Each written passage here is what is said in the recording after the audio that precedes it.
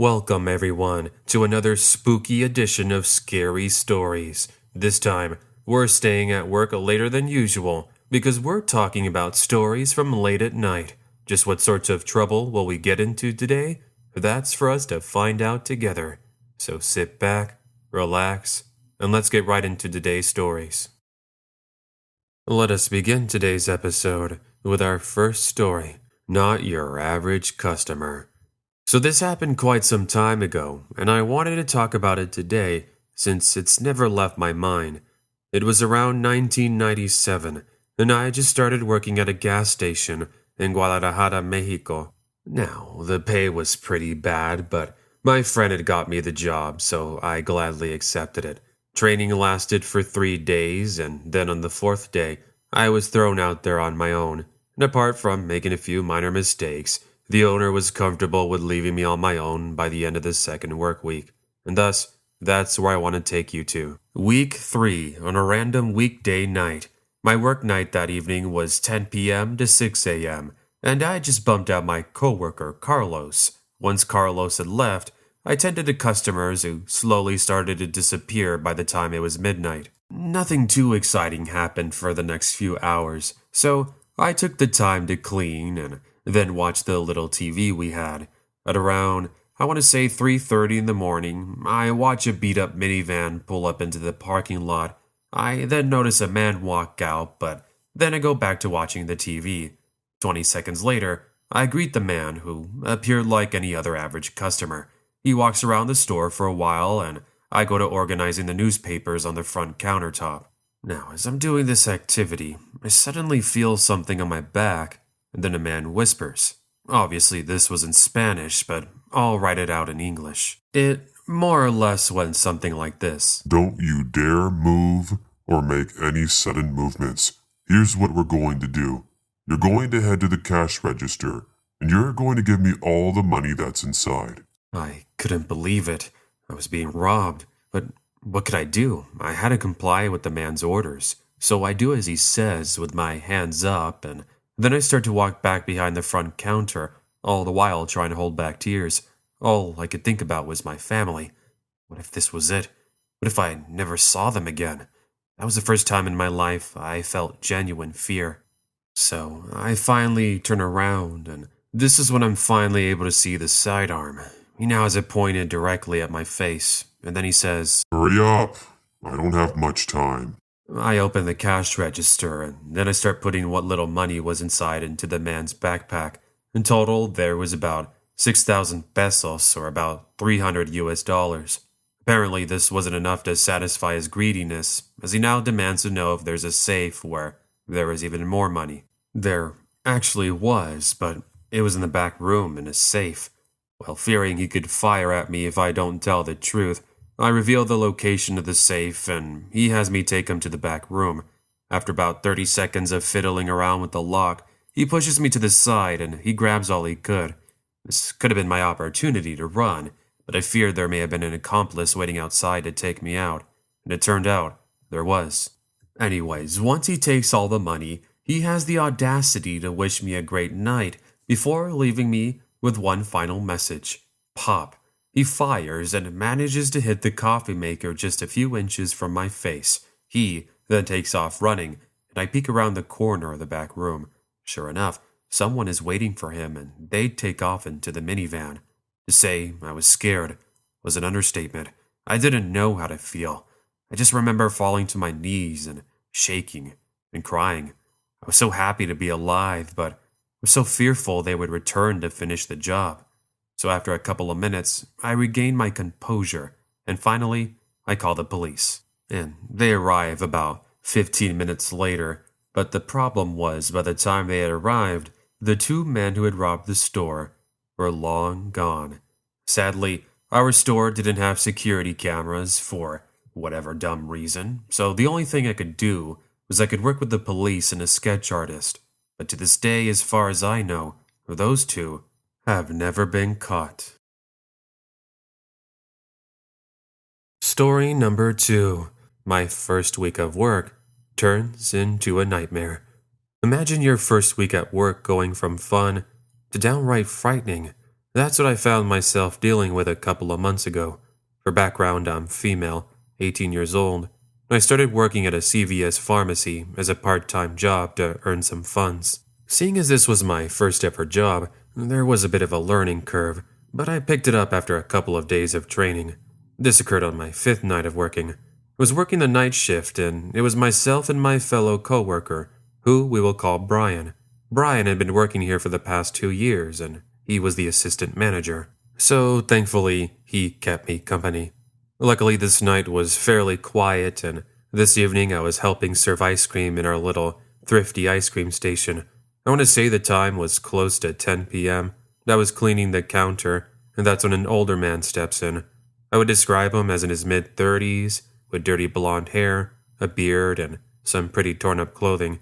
He looked homeless, but I didn't want to assume. Anyways, Brian greets him from the cash register, but he ignores him and heads down an aisle. Whatever, some guests just want to be in and out. I notice him too, but then I go about my business. Fast forward about 15 minutes and Brian is in the restroom. It's now I started to realize I hadn't seen the man who entered for a while. Thus, I make my way down the chips and soda aisle until I arrive at the refrigerators. I kid you not, there he is sitting down nice and comfortably, like a king, treating himself to some Coronas. I was angry, so I walk over to him and I tell him, "Excuse me, sir, but you do realize you have to pay for those, right?" The dude ignores me and continues his drinking fest. "Sir, you need to stop that. Those aren't yours." He then interrupts me with the angriest response I've ever heard. Oh yeah? And what's a little girly like you going to do about it? Now, I'm this pretty short and shy skinny girl with glasses, but that still didn't mean I was going to deal with him. Bear in mind, the guy probably outweighs me by over 100 pounds and was easily 6'3". Anyways, I grab one of the bottles and put it in the refrigerator. This angers him to get up and then push me, causing me to fall to the ground. I ended up getting a nasty bruise on my elbow, but that was going to be the least of my concerns. I'm tired of you telling me what to do. That's it. The creep takes out his switchblade, and then he starts stumbling over to me while tipping over a Twinkies display. Suddenly, all the adrenaline came pumping into me, and I knew I had to get out of this situation. But with no other way of getting to my pepper spray, which was in my locker, I had no choice but to run, and that's what I do. I start making my way to the front of the store, and that's where I see two things. One, Brian just returning back to his station, and two, what looks to be a couple of police officers entering the store. In case you're wondering, they most likely didn't hear the scuffle because this store is big and there was music playing. Anyways, I don't know what it was, but I think Lady Luck was on my side, because I basically fly into the arms of these officers. They were confused until they see this mess of a man stumbling down the aisle with the switchblade. The man freezes, and the officers tell him to drop the switchblade. He does after about 10 seconds of an intense stare down, but before they could approach him, he takes off running and the two chase after him. The chase only lasted for about 15 seconds, and once they get him in handcuffs, I give the police my statement. And that was pretty much it. Like I mentioned, apart from the bruise and the cleanup we had to do, I was just thankful that none of us were hurt. Story number 3. Late nights bring out the frights.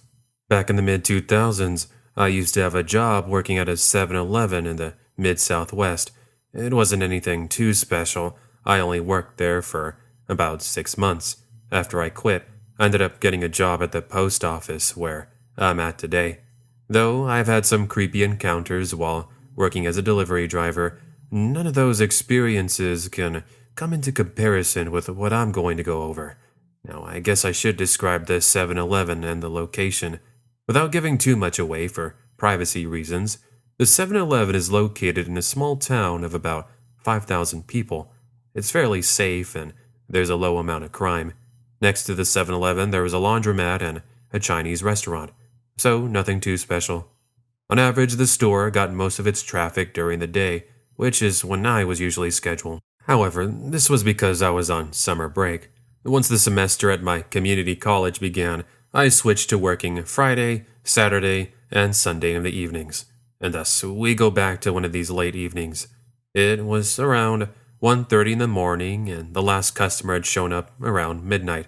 Seeing as I had all this time to myself, I really made it my mission to make the store look as nice and organized as I could. I think that's why the manager liked me so much. Not that I really had anything better to do, right? Besides, I still had about 5 hours of work to go. After cleaning the hot dog machine and refilling the nacho cheese, I grab a broom and I started to sweep near the front entrance. I do this for, I want to say, 5 minutes, and a dark blue Ford Focus pulls up and parks in front of the store. Moments later, I watch as a man walks out. I then say hello, but he ignores me and walks inside.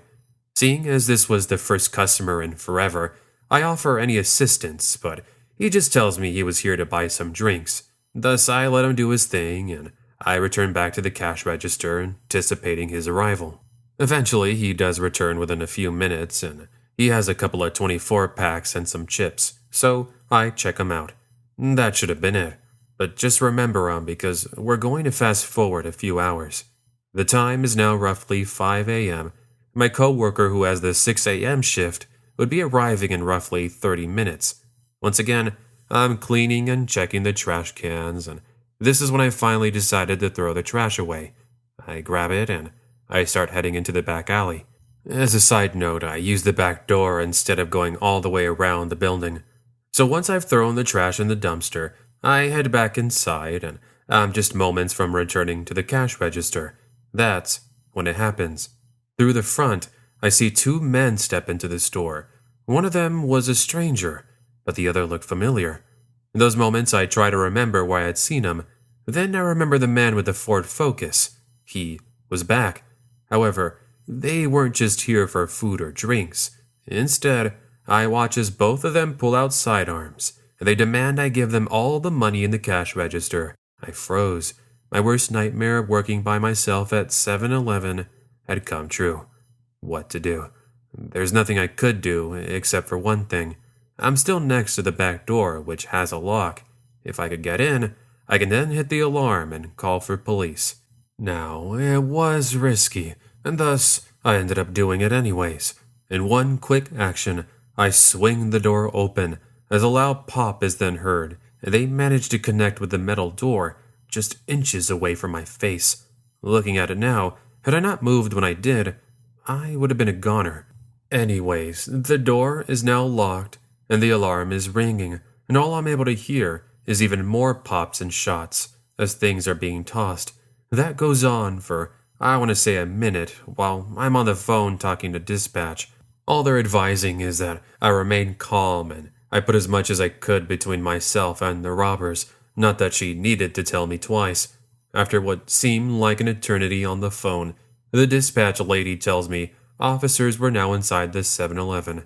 I was so scared to look out the little glass window, but I do, and sure enough, there they are. It's now I walk out from the back room, and I'm finally able to see all the mess.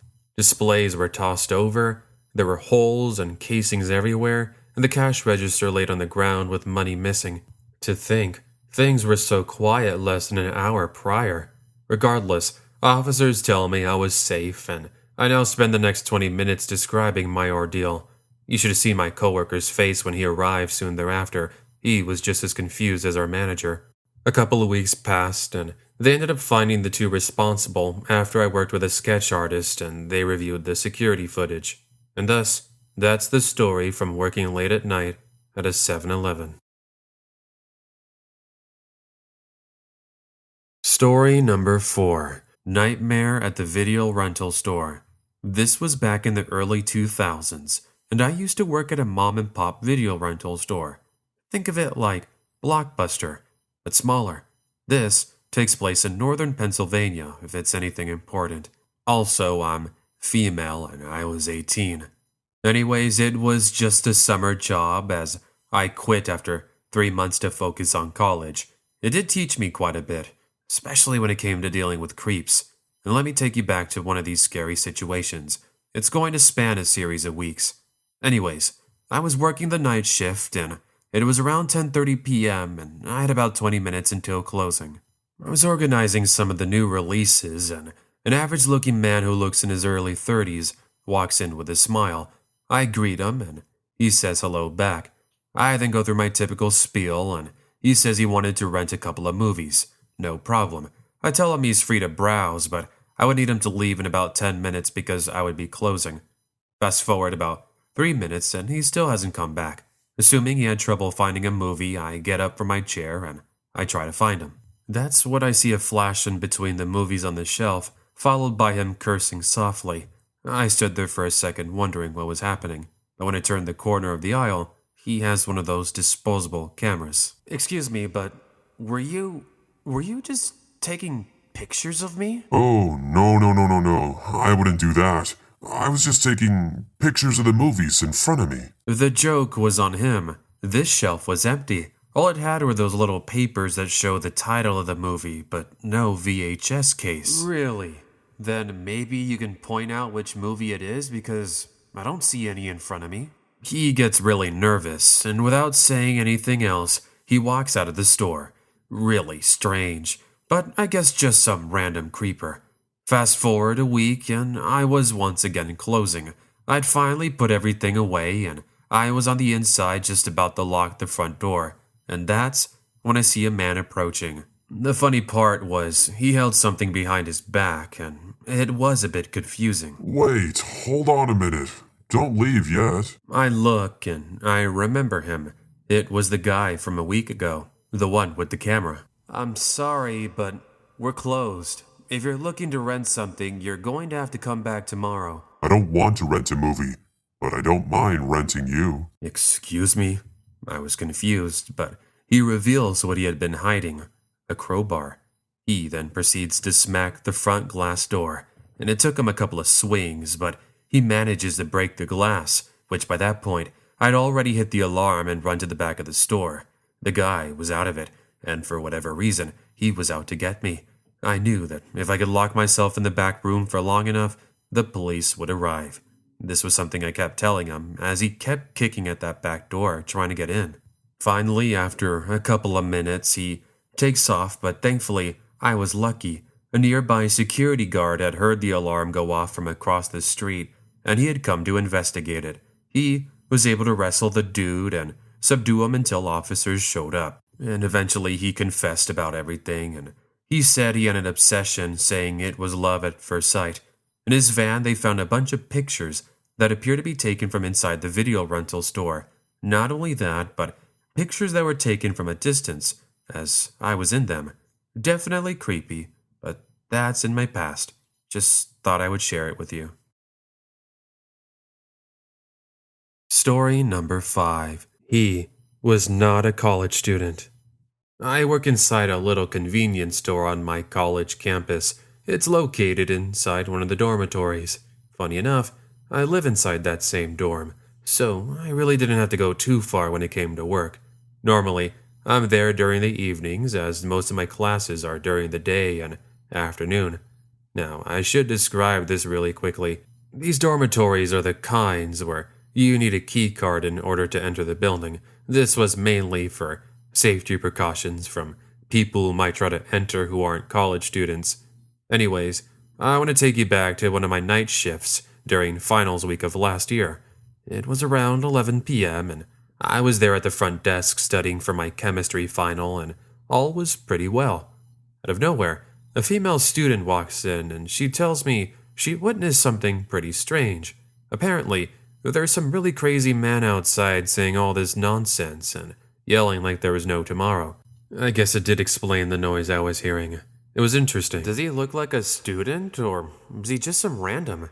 I don't know, but I called the campus police to come check it out because he's acting really strange. After this short exchange, she purchases some Chex Mix and a Dr. Pepper, then she goes on her way. Fast forward a few minutes, and the yelling from outside had suddenly become more audible. It almost sounded as if the man had entered the building. Sure enough, from the little store doorway that looks into the main lobby, I see two things. One, two students walking past him with a scared and worried look on their face, and now this older man throwing a fit. He's tossing and he's turning. He's going on about some guy named Damien. I sure didn't know who Damien was, but I was pretty sure this was the crazy man my fellow college student had mentioned. I now get on the phone and call campus police, and I tell them there's some man inside the dormitory that's causing a disturbance. Hey, thanks for calling. We actually received a similar call just about 10 minutes ago. We sent a couple of officers. They're gonna go investigate it. Okay, that's nice, but can you hurry? He got inside the building. Okay, relax. Where are you right now? I explained I was inside the little shop and I had a perfect view of what was taking place. He assures me they would be there momentarily. Right before I get off the phone, however, the man notices me and comes charging toward me. Who were you just calling? That better have not been the police. I then tell him he needed to leave, but this only angers him. You know what? I'm tired of you kids making so much noise. Seriously, anytime I try to get some sleep, it's always one of you in your loud cars driving by with loud music. As a quick mention, the campus was next to a neighborhood, and yes, I know what he's talking about. We do have those obnoxious college students who drive around at 3 in the morning with loud music, but why was he yelling at me for that? I couldn't even get another word out, as he, of all things, takes out a knife from his pocket. He comes jumping, almost going over the countertop. He was crazy, but where could I go? He was standing in front of the only exit, and the only way I could leave is if I could distract him. I grab a nearby broom, hoping this was enough to protect me, and I brace myself while huddling in the corner. Things seem to be going worse, but then I hear officers enter the hallway. I now scream for their help, and they arrive within seconds. The man then drops the knife, and he surrenders. After that incident, I found out from others that the man they took in had a well-known history of going after and stalking students. It also turned out that on that night, he had quite a bit to drink. That explained why he was out of it. As for how he got inside the building, the 2 students I saw walk past him had actually let him inside, mistaking him for a fellow student. Trust me, I have no idea how they mistook him for a student, but whatever. That's the story. Story number 6. Security Guard at Old Refinery. Story time, sweet. But before I get into this crazy experience, I want to take a moment to describe myself and my profession in a couple of sentences. I'm male, 29 years old, and I'm 6'4", around 270 pounds. As of this writing, I'm still working as a security guard for an old refinery out here in Essex, United Kingdom. Now, the only reason I mention details about myself is because I'm the kind of person who doesn't really get scared or intimidated by others. On the contrary, my presence alone seems to intimidate people, though as my closest friends know, I'm the nicest person you'll ever meet. Anyways, I did mention I had a crazy story to tell, right? Well, I just hope this doesn't upset your expectations. This was in 2015. So, my job as a security guard at this refinery is pretty simple. I sit in my little station, which was at the entrance of the refinery, and I check delivery drivers in who come to drop things off. Sometimes they even pick things up. But those details aren't too important. It was a month ago, and there I was on the night shift with my coworker George. By the way, we're pretty good friends. And on this night, we were listening to a podcast while looking at the monitors, and we noticed a figure in one of the cameras. But here's the thing. This camera was inside the refinery, and nobody was allowed at 3 in the morning in there. Finding this odd, we changed the view to another camera inside, as we thought we were just seeing a shadow. But then, we happened to see the same figure, but from a different angle. It was now obvious. This was no shadow, but a person, as we could see them walking down the corridors. So it's now George calls the boss, and I volunteer to go check inside the buildings. And while walking over there, I checked to see if any doors were left open, but none were. I mentioned this because these doors have alarms, and they were set to go off had they not been opened with a key card. Anyways, when I reached the back of the refinery, I happened to see a window that was slightly opened. Aha! That had to be how they got in. So I unlocked the door with my key and I proceed to check. Now, as I shine my flashlight down the aisles of produce and boxes, I'm calling out, "Hello? Is anyone in here? This is private property. You have to leave. Now." No response. After walking for another 5 minutes, I radio George, and this is how the conversation goes. "George, be advised, I don't see anyone in here. Have you caught any activity on the cameras by any chance?" "That's a negative. I haven't seen the person ever since you left." 10-4. I'll keep checking. Call me back if you see any activity. Moments after I end the call, something hits my back so hard, I fall to the ground. This is when I look up, and there's this homeless guy with a slightly bent crowbar. He tries to get me again, but I roll out of the way and I manage to dodge him. "Sir, put that thing down, now. You need to leave." Bear in mind, this thing hurt badly, but my adrenaline was covering the nasty pain I just received. "Sir, don't you dare get any closer. I'm warning you." Well, even after all those warnings, I had no choice but a pepper spray, but this didn't even faze him. He continues to swing like a madman, and he manages to get my arm pretty badly, and I did need some stitches, but I was able to wrestle the crowbar out from his grasp. Seconds after, I hear George rushing in with our boss who had just arrived. George is able to assist me with subduing him, and our boss calls for backup. So when all was said and done, the man was arrested, and for the longest time, we weren't sure how he got inside the refinery since we have fences everywhere. But after inspecting them, we did find someone had created an opening where they could have easily crawled in. The opening was next to some shrubbery, thus it would have been impossible to see had we not gone over to investigate. Anyways, that's pretty much it. I'm still working there, by the way. Story number 7. Fast Food Creeper. Hi there, everyone. I hope you enjoy my creepy experience I've gone ahead and sent in. This was in 2006, and I was 19 years old. I'm female. At the time, I was working at a McDonald's at a rest area in the mid-southwest. It was okay money, but it definitely wasn't worth the 45-minute drive from home to get there. But regardless, it helped me pay for expenses with textbooks and other school-related things, so I guess there was a positive. One thing I enjoyed about my year of working there was it never got too busy. Most of the people on road trips who would stop by either chose to buy snacks at the neighboring Shell station, or they just needed to use the restroom at our store. Anyways, I normally work during the nighttime, and this evening was looking to be no different. With me was a fellow cashier and the cook in the back.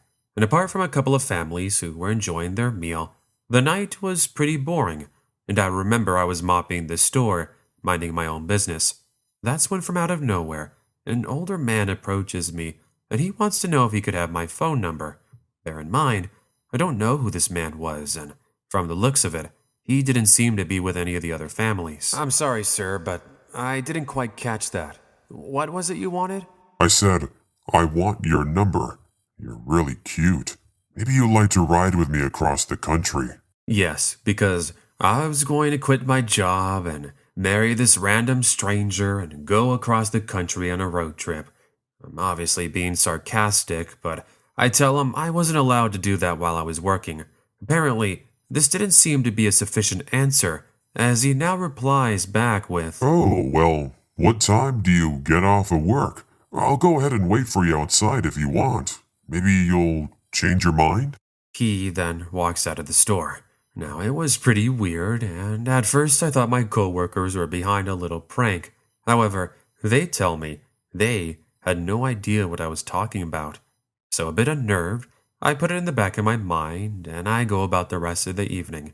Fast forward to midnight, and I would finally be heading home in about 30 minutes. But before leaving, I offer to throw the trash in the dumpster out back. So that's what I started to do. I go out through the front of the store with a trash bin on a dolly, and I make my way to the back. This is when in my peripheral vision, I am able to see a figure approaching. I didn't really give much attention until I've thrown the trash out, and that's when I finally turn around. And in front of me, the same greasy, overweight delivery driver that I just talked to a few hours ago. I waited for you, just like I told you. Did you perhaps change your mind? I never responded, Instead, I pushed past him, but I don't get too far as I feel something. He grabs my arm and stops me in I place. said, perhaps you changed your mind? Come on, follow me. We can have so much fun in my delivery vehicle. Oh no, that wasn't happening. But this guy was strong. He outweighed me by at least 200 pounds. He begins to pull me toward the parking lot, but we don't even get halfway there until I hear my coworker. What do you think you're doing? Let her go. This creep freaks out, and not only does he let go, but he takes off running, jumping into his large delivery vehicle and driving away. I was so frightened by the whole ordeal, I hugged my coworker for a good 5 minutes while crying. Apparently, he had noticed I was taking longer than usual, and he steps outside to see where I was. That's when he saw what was taking place. Anyways, he assures me I was safe as our other coworker, the cook, calls police. Once they get there 20 minutes later, I gave them a description along with the vehicle. Unfortunately, the security cameras were terrible and thus they never were able to properly identify him. To this day, he's still out there, but I just hope he's a changed man. Before we get to the last story, I just wanted to say thank you very much for watching. Just remember, if you'd like to see more, including sneak peeks and previews, then make sure to be following my Instagram @TheCreepyFoxOfficial. Also, make sure to check out my brand new merchandise. You can either check it out underneath the video player right now, or you can find it in the link in the description below. But just know by checking it out, you're helping me out a lot. But with that said, let's get on to the last story, because it's a pretty good one. And now we move on to our final story. He was hiding in the parking lot. I work at a small grocery store in the Pacific Northwest. The only reason I'm not revealing the name of the store is for privacy reasons, so I hope you understand. That doesn't mean I'll leave any details out of what happened. Now, the city I live in isn't exactly the greatest, but it's not the worst either. The only reason I give it the bad label is because, for whatever reason, we've been getting a lot of the weirdos. I'm talking about those users. I put that in quotation marks since I'm pretty sure you know what I mean. We've had to deal with needles being left outside and empty bottles around the premise, and we even had this one time where one of them tried to break into the store. I wasn't working that night, but apparently it wasn't really a big deal. Anyways, on this evening, I was outside cleaning and pushing the shopping carts, and all was going well. At one point, I actually helped out a lost child, and I was able to reunite him with his mom, so that was really nice. However, not even that act of kindness would prepare me for the creepy encounter I was going to have. Though it's almost closing time, and myself and another coworker, who we will call Timothy, were getting all the shopping carts and pushing them to the front of the store. It seemed as if we had all of them, but while scanning the parking lot, I was able to see one of them peeking out from behind a car. Timothy then offers to go grab it, but I tell him I would take care of it. I mean, what could go wrong? Anyways, there I am, peacefully walking over, and all I could think about was the pizza I was going to buy to reward myself after a long work week. And once I arrive at the vehicle, I see two things: the shopping cart and a homeless man drinking. He sees me and he says hello, and I greet him back thinking nothing else. However, when trying to pull the shopping cart away, he pulls it back and he gets angry. The conversation then goes something like this. Hey, that's mine. Give it back. I'm sorry, sir, but this shopping cart belongs to this store. Fine. Whatever. Hey, do you have any money you can lend to me by any chance? Sorry, I don't have anything. He then looks me up and down for about 10 seconds and he says, Never mind. I think you'll do. I laugh in confusion as I once again tell him I needed the shopping cart. He now gets up, stumbles through his pocket for a few seconds, and he takes out a switchblade. He then starts walking toward me with a creepy smile, and I took this as my opportunity to run. He gives chase as I scream out to Timothy, who was talking to one of the security guards. They both see me, and they jump into action. However, seeing the sight of these two football-sized co-workers of mine, the creep does a complete 180, and it's now him running away. That was pretty much all there was. It's been about a week and we haven't seen him. And as an update, I did describe the man to officers and they told me they would keep a lookout. So I'm not sure who he was, but I am sure he thought he could get an easy catch. That wasn't the case. Hey there, everyone. Welcome back. I see you just got off of work. Good to know, as I was waiting for you. But tell me, did you experience anything creepy? Did you have any issues with the customers?